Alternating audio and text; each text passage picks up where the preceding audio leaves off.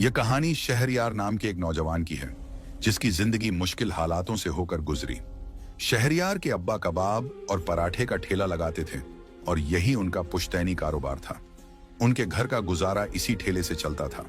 शहरयार की अम्मी और अब्बा की ख्वाहिश थी कि वह पढ़ लिख कर एक बड़ा अफसर बने और अच्छी जिंदगी गुजारे। इसी वजह से शहरयार को एक प्राइवेट स्कूल में दाखिला दिलवाया गया, जहां वह तालीम हासिल कर रहा था।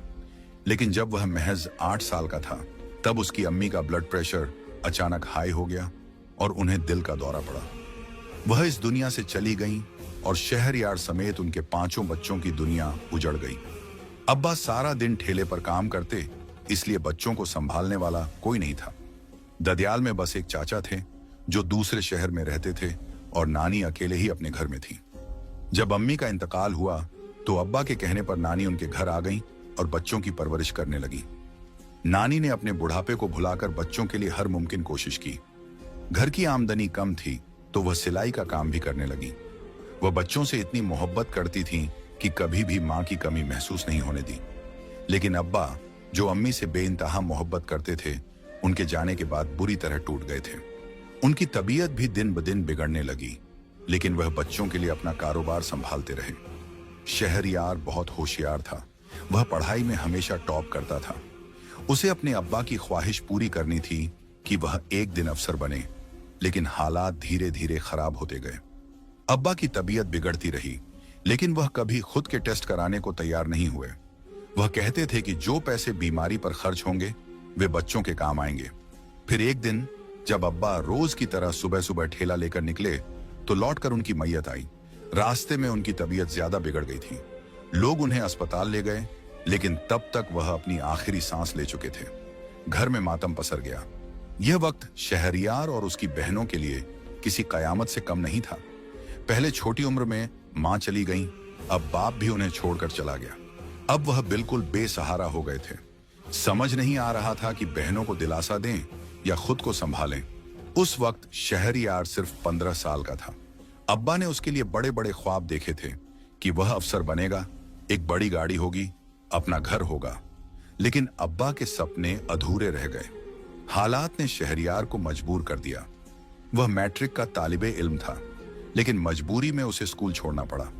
उसकी बड़ी बहनें पहले ही मैट्रिक के बाद स्कूल छोड़ चुकी थीं और नानी के साथ घर के काम में हाथ बंटा रही थीं।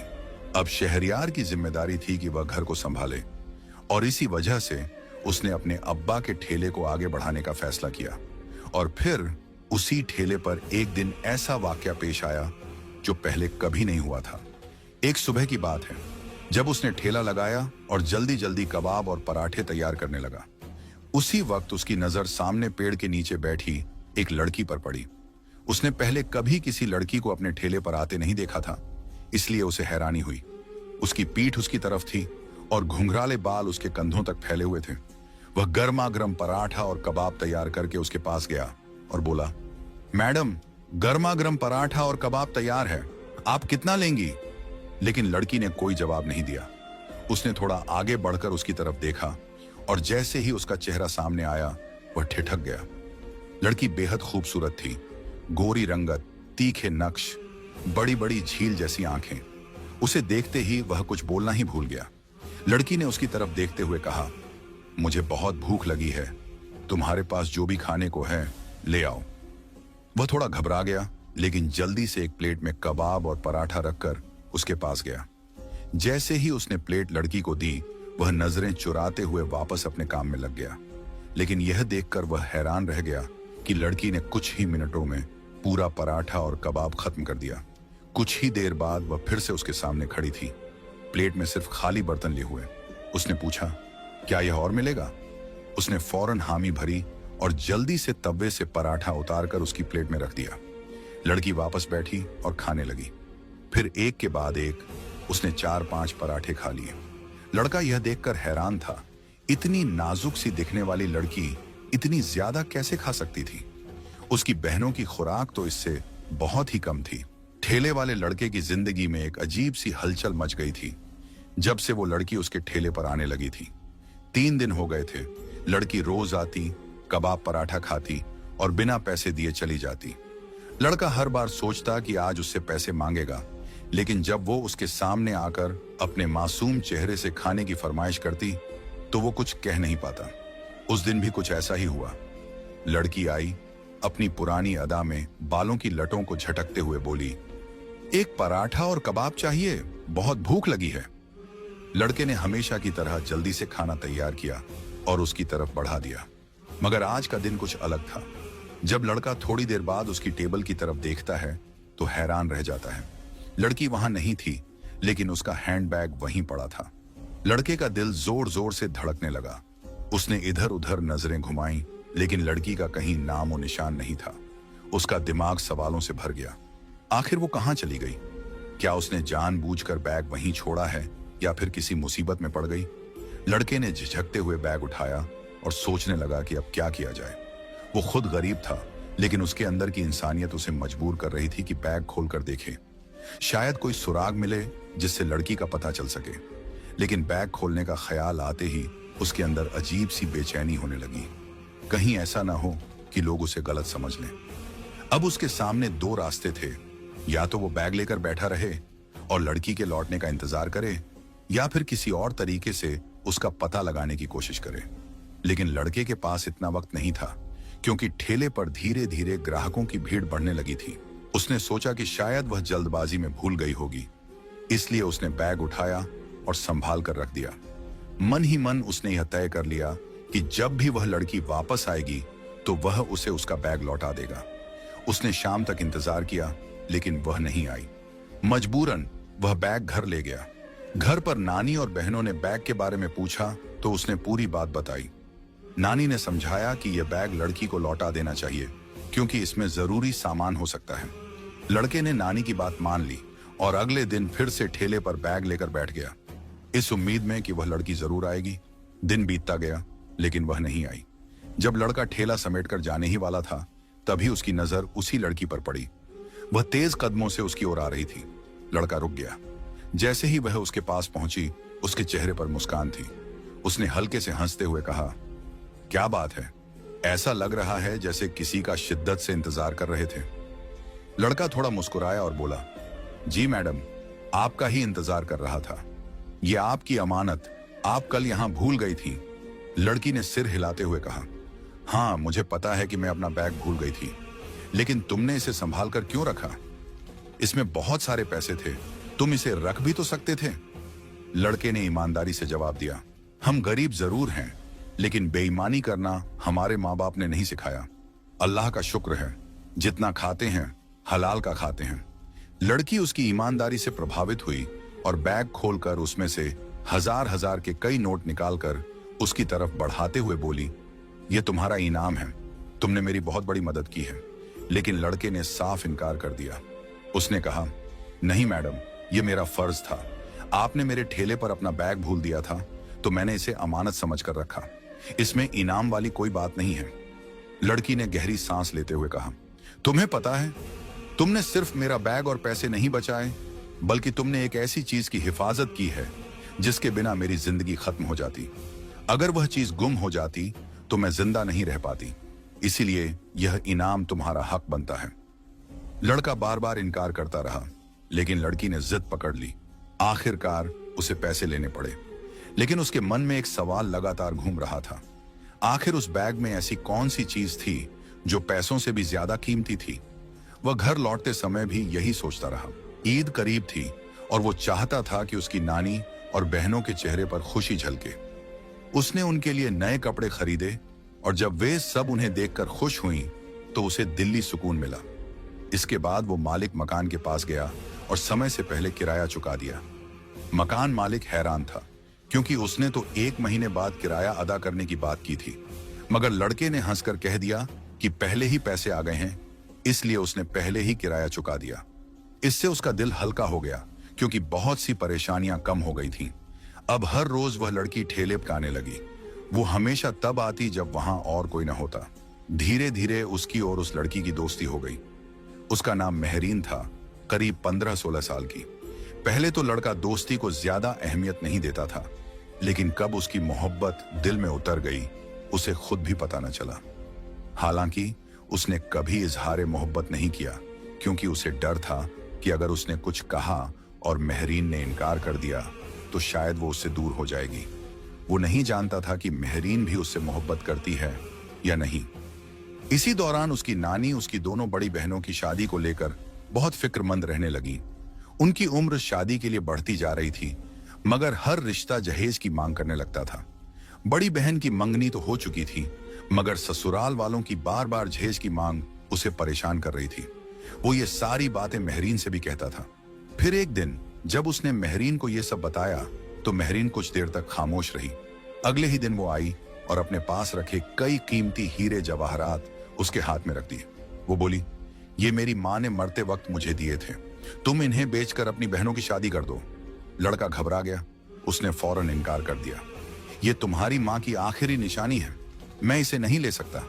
मगर महरीन मुस्कुराकर बोली, मेरी माँ ने ये मुझे किसी नेक मकसद के लिए दिए थे। अगर तुम इन्हें लेकर अपनी बहनों की शादी करोगे तो उनका मकसद पूरा हो जाएगा, इससे मुझे सुकून मिलेगा। लड़का बार बार मना करता रहा, मगर महरीन की जिद के आगे हार मान गया। उसने हीरे जवाहरात बेच दिए और अपनी दोनों बहनों की शादी बड़े धूमधाम से कर दी। जहेज में हर जरूरी चीज दी गई और उसकी नानी भी अब बेफिक्र हो गई। उसके दिल में बस एक ही ख्याल था, आज वो महरीन से इजहार मोहब्बत करेगा। लेकिन किस्मत को कुछ और ही मंजूर था। महरीन जब उसके पास आई तो उसके चेहरे पर एक अजीब सी खुशी थी। लड़के ने मुस्कुराते हुए पूछा, क्या बात है, आज बड़ी खुश नजर आ रही हो। महरीन ने जो जवाब दिया वो किसी भी आशिक के लिए एक बिजली के झटके से कम नहीं था। उसने कहा, मेरी शादी है 3-4 दिन में, तुम जरूर आना। लड़के के तो जैसे पैरों तले जमीन खिसक गई, उसकी रूह तक कांप उठी। उसे लगा कि किसी ने उसकी जिंदगी ही छीन ली हो। उस वक्त उसे एहसास हुआ कि वो महरीन से कितनी मोहब्बत करता था। लेकिन कहानी यहीं खत्म नहीं हुई। उसी दिन महरीन ने उसे एक और हैरत अंगेज बात बताई। उसने कहा, मैं एक जिन्नजादी हूं, मैं इंसानी दुनिया में कुछ ही दिनों से बसी हूं, मेरी असली रिहाइश कोकाफ में है। लड़का ये सुनकर दंग रह गया, उसे यकीन ही नहीं हुआ। वो सोचने लगा, जिन्नजादियां तो खौफनाक होती हैं, लेकिन महरीन तो बहुत खूबसूरत है, ये मुझसे मजाक कर रही है। उसने महरीन से कहा, सच बताओ, ये सब झूठ तो नहीं, तुम एक आम लड़की की तरह ही लगती हो। महरीन ने एक गहरी सांस ली और कहा, नहीं, ये सच है, मैं तुम्हारे सामने अपनी असली शक्ल में नहीं आ सकती क्योंकि तुम डर जाओगे, लेकिन एक दिन तुम्हें सब पता चल जाएगा।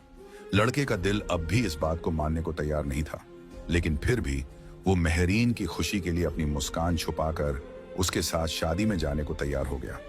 महरीन ने उससे कहा, जब शादी के फंक्शन शुरू होंगे तो मैं तुम्हें लेने आऊंगी, और हाँ, तुम्हें जिन्नात मेहमानों के लिए इंसानी खाना, पराठे और कबाब बनाने होंगे, क्योंकि वो इंसानी दुनिया का खाना चखना चाहते हैं।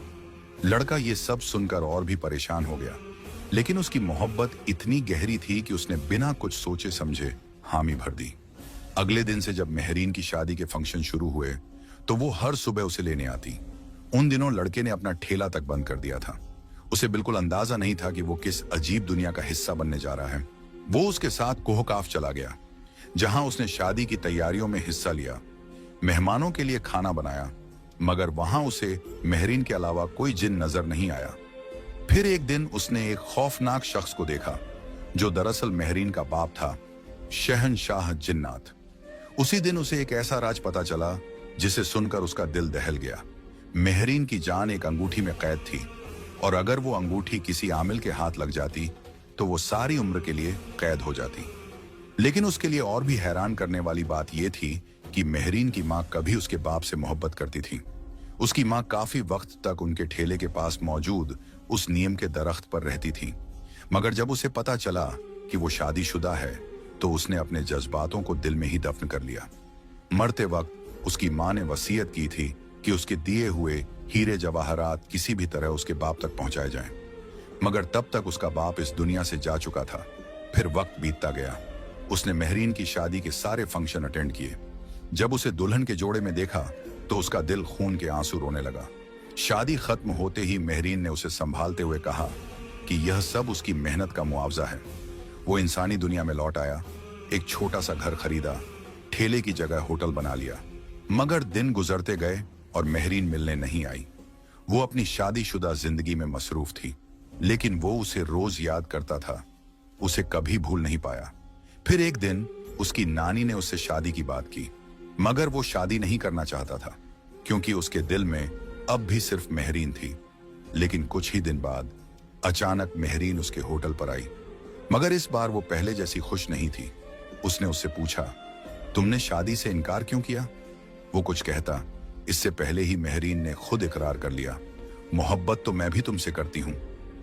यह सुनकर वो हैरान रह गया, मगर फिर मेहरीन ने उसे समझाया कि वो दोनों अलग अलग मखलूक हैं। वो जिनजादी थी और वो आदमजाद। आग और मिट्टी कभी एक नहीं हो सकते, इसलिए उसने अपने बाप की इज्जत के लिए एक जिन से शादी कर ली थी। मगर अब वो चाहती थी कि वो भी अपनी नानी की खुशी के लिए शादी कर ले। उसका दिल नहीं मान रहा था, मगर फिर भी उसने शादी कर ली। शादी वाले दिन मेहरीन खुद तो नहीं आई, लेकिन उसकी तरफ से उसे एक गाड़ी का तोहफा मिला जिसके साथ एक चिट्ठी थी, यह तुम्हारी शादी का तोहफा है। अब वो एक बड़े होटल का मालिक था। उसकी बीवी हादिया बहुत अच्छी थी और उनकी एक प्यारी सी बेटी थी, मगर उसने अपनी बेटी का नाम भी मेहरीन रखा क्योंकि वो अब भी उसी मेहरीन को याद करता था। उसकी बेटी की मुस्कान उसे उसकी मोहब्बत की याद दिलाती थी। अब उसके दिल में एक सवाल था, क्या उसे मेहरीन को भूल जाना चाहिए? क्या वो अपनी बीवी के साथ बेवफाई कर रहा था? मगर वो अपने दिल का क्या करता, जो समझता ही नहीं था।